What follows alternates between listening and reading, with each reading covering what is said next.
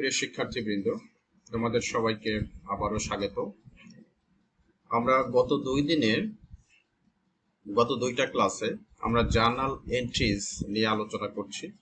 এই জার্নাল এন্ট্রিজের আমরা গুরুত্বপূর্ণ 12টি আমরা ট্রানজাকশন এবং তাদের জার্নাল এন্ট্রি দেখেছি।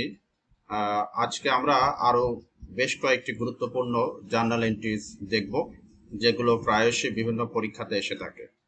তো তোমাদের সবাইকে আবারও এস আলম অ্যাকাউন্টিং সলিউশন এই চ্যানেলে স্বাগত। আশা করি তোমরা সবাই ভালো আছো। আমরা আগেই বলেছি আজকে প্রিন্সিপালস অফ অ্যাকাউন্টিং এর জার্নাল এন্ট্রিজ, এবং এই জার্নাল এন্ট্রিজের উপরে আজকে এটি তৃতীয় ক্লাস অর্থাৎ থার্ড ক্লাস এবং এটি সর্বশেষ ক্লাস। এরপরে আমরা লেজার এবং অন্যান্য বিষয়গুলো নিয়ে আলোচনা করব। তো আমরা চলে যাচ্ছি। আমাদের আজকের যে ট্রানজাকশন, আমরা 13 নম্বর ট্রানজাকশন নিয়ে 13 থেকে 19 পর্যন্ত আমরা এগুলো নিয়ে কথা বলবো। তো আমাদের 13 নম্বর ট্রানজাকশন হচ্ছে রিসিভড এ বিল ফ্রম প্রথম আলো for advertising of the opening of the shop, টাকা 2000। অর্থাৎ প্রথম আলো একটি পত্রিকা, তো সেই পত্রিকাতে আমাদের দোকানের অর্থাৎ আমাদের বিজনেসের শপ ওপেনিং, আমাদের দোকান যেদিন শুরু হয় অর্থাৎ ওপেনিং সেরিমনি আমরা বলতে পারি। এই ওপেনিং সেরিমনি শুভ উদ্বোধনের জন্য আমরা কি করেছিলাম, যে একটা বিজ্ঞাপন দিয়েছিলাম, একটা অ্যাডভার্টাইজিং দিয়েছিলাম প্রথম আলো পত্রিকাতে। তো তারা কি করেছে, তারা ওই বিজ্ঞাপন বাবদ 2000 টাকার বিল করে আমাদের কাছে পাঠিয়েছে এবং ওইটা আমরা পেয়েছি।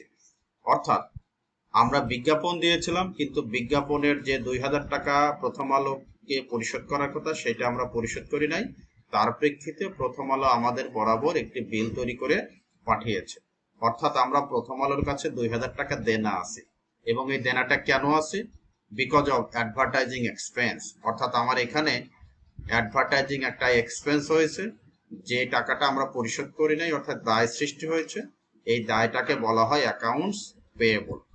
তাহলে আমাদের যেহেতু খরচ বৃদ্ধি পেয়েছে, আমরা যদি জাবেদাতে দেখি, আমাদের যেহেতু খরচ বৃদ্ধি পেয়েছে, আমাদের বিজ্ঞাপন খরচ বৃদ্ধি পেয়েছে, এই কারণে অ্যাডভার্টাইজিং এক্সপেন্স ডেবিট। আমরা জানি এক্সপেন্স বৃদ্ধি পেলে ডেবিট হয়, এই কারণে অ্যাডভার্টাইজিং এক্সপেন্স ডেবিট। আর এই বিজ্ঞাপনের টাকাটা যেহেতু আমরা প্রথম আলোকে পরিশোধ করিনি, পরিশোধ আমাদের করতে হবে, এটা আমাদের দায়। আর এই দায়টা হচ্ছে অ্যাকাউন্টস পেয়েবল। আমরা জানি দায় বৃদ্ধি পেলে ক্রেডিট হয়, এই কারণে অ্যাকাউন্টস পেয়েবল ক্রেডিট।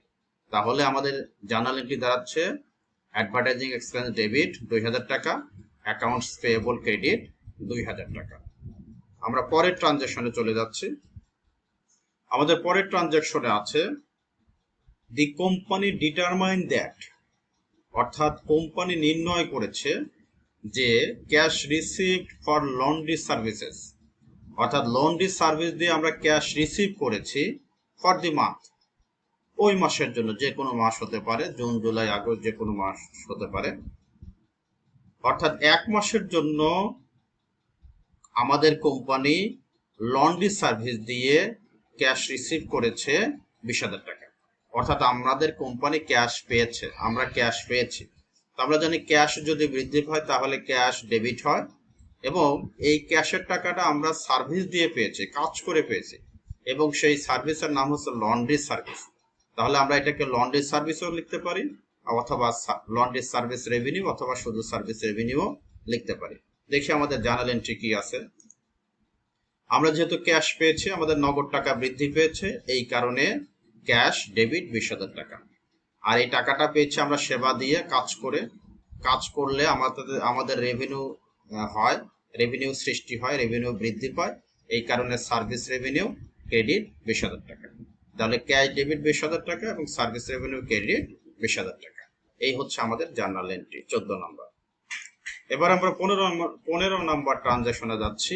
আমাদের 15 নম্বর ট্রানজাকশন বলেছে পারচেসড টাকা 1000 অফ সাপ্লাইজ, অর্থাৎ 1000 টাকার সাপ্লাইজ, মণিহারি সামগ্রী, সাপ্লাই সামগ্রী আমরা কিনেছি অন অ্যাকাউন্ট, এবং এটা আমরা ধারে কিনেছি। অন অ্যাকাউন্ট মানে ধারে কেনা। কার কাছ থেকে? From read supply company.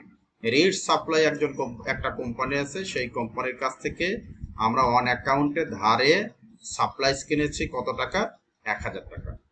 তাহলে আমাদের এই ট্রানজাকশন থেকে সিম্পলি আমরা বুঝতে পারছি যে আমরা সাপ্লাইজ কিনেছি, অর্থাৎ আমাদের সাপ্লাইজের পরিমাণ বৃদ্ধি পেয়েছে। আর সাপ্লাইজ হচ্ছে আমাদের জন্য সম্পদ, এই কারণে সাপ্লাইজ ডেবিট। এবং এটা কিন্তু আমরা অন অ্যাকাউন্টে ধারে কিনেছি। তো আমি যদি ধারে কোনো কিছু কেনাকাটা করি, টাকা পরিশোধ যদি না করি, তার জন্য একটা দেনা সৃষ্টি হয়, একটা দায় সৃষ্টি হয়। আর কোনো কিছু যদি আমরা ধারে কিনি, তার জন্য আমাদের অ্যাকাউন্টস পেবল অর্থাৎ পাওনাদার সৃষ্টি হয়, প্রদেয় প্রদেয় হিসাব বৃদ্ধি পায়। তো আমরা জাবেদা দেখি। আমরা যেহেতু সাপ্লাইজ কিনেছিলাম, সাপ্লাইজ আমার জন্য সম্পদ বৃদ্ধি পেয়েছে, এই কারণে সাপ্লাইজ ডেবিট 1000 টাকা। আমরা যেহেতু টাকা পরিশোধ করি নাই, এই কারণে আমাদের দায় বৃদ্ধি পেয়েছে, আর এই দায়ের নাম হচ্ছে অ্যাকাউন্টস পেয়েবল। দায় বৃদ্ধি পেলে ক্রেডিট হয়। সাপ্লাই সম্পদ বৃদ্ধি পেয়েছে, এই কারণে ডেবিট। আর অ্যাকাউন্টস পেয়েবল আমার দায় বৃদ্ধি পেয়েছে, এই কারণে অ্যাকাউন্টস পেয়েবল ক্রেডিট। এই হচ্ছে আমাদের 15 নম্বর এন্ট্রি, 15 নম্বর ট্রানজেকশনের জাবেদা। এবার আমরা 16 নম্বরে যাই। আমাদের 16 নম্বরে বলেছে যে কমপ্লিটেড অ্যান অ্যাসাইনমেন্ট। একটা অ্যাসাইনমেন্টের কাজ করে দেওয়া হয়েছে। অ্যাসাইনমেন্ট মানে একটা কাজ, যে কোনো দায়িত্ব, যে কোনো কাজ। Completed an assignment and build, এবং এটার জন্য বিল করা হয়েছে। কার বরাবর? টু ক্লায়েন্টের বরাবর। কত টাকার বিল করা হয়েছে? 5000 টাকা। ফর সার্ভিস রেন্ডার, অর্থাৎ এই যে আমি অ্যাসাইনমেন্ট করে দিলাম, তাকে সেবা দিলাম একজন ক্লায়েন্টকে, সেই ক্লায়েন্টের আমরা 5000 টাকার অ্যাসাইনমেন্টের কাজ করে দিয়েছি, কিন্তু তার কাছ থেকে কোনো টাকা পাইনি। এই জন্য তার বরাবর আমরা বিল করেছি, অর্থাৎ তার কাছে আমরা টাকা পাবো। এই ক্ষেত্রে হচ্ছে যে আমরা কাজ করে দিয়েছি। তো আমরা যদি কোনো কাজ করে দেই, তার জন্য আমাদের রেভিনিউ বৃদ্ধি পায়। আর এই রেভিনিউটা যেহেতু বাকিতে হয়েছে, অর্থাৎ আমরা টাকা পাইনি, টাকা পাবো। তো কারো কাছে যদি আমরা টাকা পাই সেবা দিয়ে, যে ভবিষ্যতে টাকা পাবো, তাহলে আমরা তার জন্য অ্যাকাউন্টস রিসিভেবলকে ডেবিট করি, অর্থাৎ আমাদের দেনাদার বৃদ্ধি পায়। আমরা এখানে জাবেদাটা দেখি। যেহেতু আমাদের অ্যাকাউন্ট রিসিভেবল, আমরা ধারে সেবা দিয়েছি, টাকাটা এখনো পাইনি, এই কারণে অ্যাকাউন্ট রিসিভেবল ডেবিট 5000 টাকা। আর এই অ্যাকাউন্ট রিসিভেবল সৃষ্টি হয়েছে কেন? আমরা সার্ভিস দিয়েছি, অর্থাৎ আমাদের রেভিনিউ বৃদ্ধি পেয়েছে, এই কারণে সার্ভিস রেভিনিউ ক্রেডিট। আয় বৃদ্ধি পেলে ক্রেডিট হয়। আর আমার সম্পদ অ্যাকাউন্ট রিসিভেবল বৃদ্ধি পেয়েছে, এই কারণে সম্পদ ডেবিট, অর্থাৎ অ্যাকাউন্ট রিসিভেবল ডেবিট। এটা হচ্ছে আমাদের 16 নাম্বার ট্রানজেকশনের জার্নাল এন্ট্রি। এবার আমরা 17 নাম্বারে দেখি। আমাদের 17 নাম্বারে কি বলা আছে? 17 নাম্বারে বলা আছে রিসিভড টাকা 1500 advance on a management consulting engagement. Receive টাকা 1500 অ্যাডভান্স, অর্থাৎ আমরা এখানে 1500 টাকার অ্যাডভান্স রিসিভ করেছি। 1500 টাকা আমরা অ্যাডভান্স কালেকশন করেছি, অ্যাডভান্স পেয়েছি। কেন পেয়েছি এটা? On a management consulting engagement. Engagement মানে হচ্ছে আমি কাজ করে দেব এমন একটা শর্তে, এবং এই কাজটা হচ্ছে ম্যানেজমেন্ট কনসালটেন্ট, অর্থাৎ এত ম্যানেজমেন্ট সংক্রান্ত পরামর্শ সেবা আমি ভবিষ্যতে দেব। এই জন্য আমি কত টাকা কালেকশন করেছি? 1500 টাকা। তো 1500 টাকা যেহেতু আমি কালেকশন করেছি, তার মানে আমার 1500 টাকা ক্যাশ বৃদ্ধি পেয়েছে। এবং এইটা কিন্তু আমি এখনো সেবা দেইনি।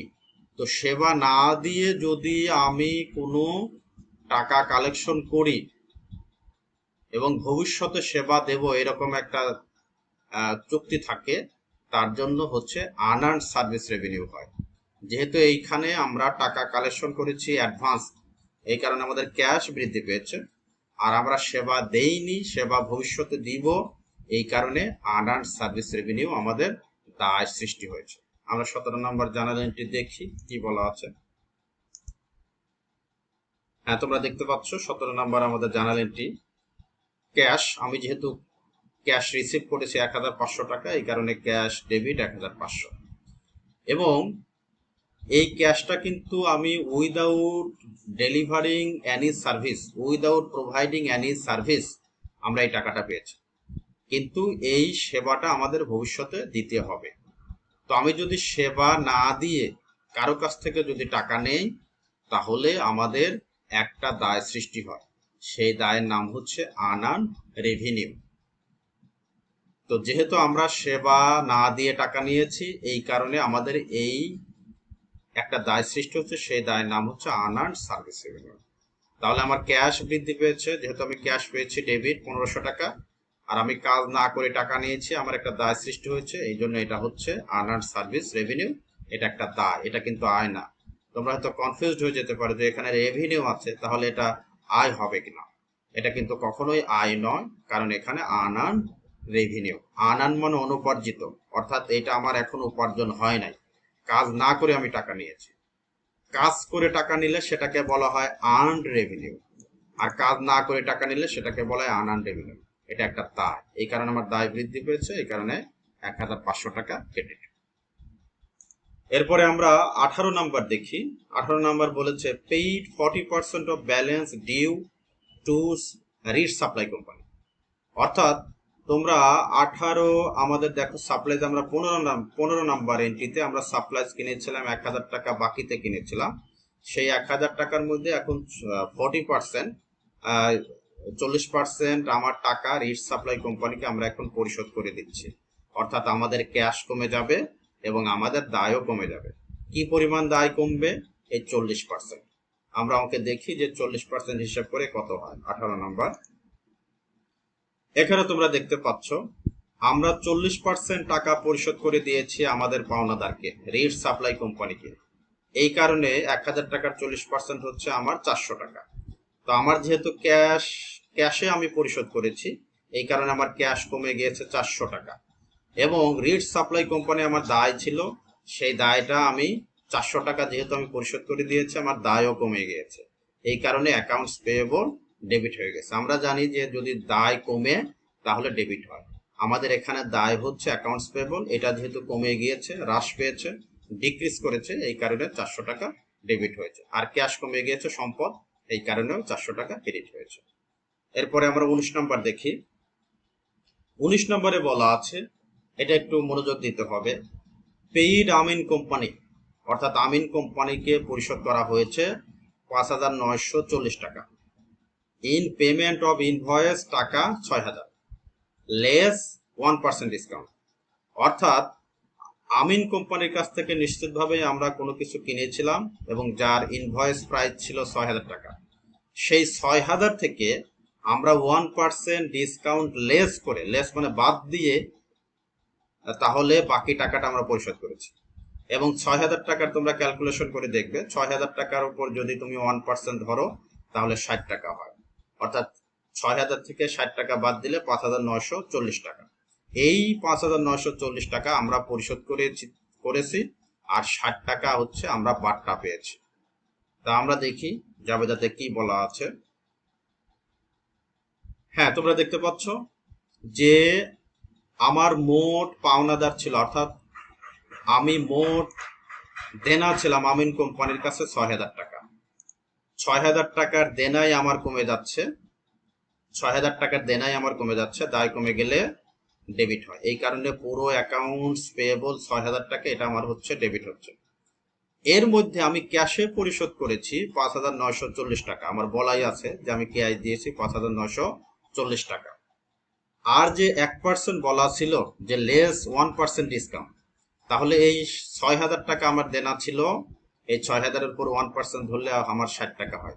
এই 60 টাকা হচ্ছে আমি ডিসকাউন্ট পেয়েছি, এই 60 টাকা আমাকে কম দেওয়া লেগেছে, অর্থাৎ এটা এক ধরনের আমার আয় সৃষ্টি হয়েছে। যদি আমি দায় কম পরিশোধ করি, তার যে সেটা হচ্ছে আমার জন্য বাট্টা, আর এই বাট্টাটা আমার জন্য আয়, প্রাপ্ত বাট্টা। ডিসকাউন্ট রিসিভ মানে প্রাপ্ত বাট্টা। তো প্রাপ্ত বাট্টা আমার জন্য যেহেতু আয়, এই কারণে ক্রেডিট হয়েছে। তাহলে অ্যাকাউন্টস পেয়েবল 6,000 টাকা ডেবিট, ডিসকাউন্ট পেয়েছি, এটা আমার আয়, এই কারণে ক্রেডিট, আর ক্যাশ কমে গিয়েছে, এই কারণে ক্যাশ ক্রেডিট। আশা করি সবাই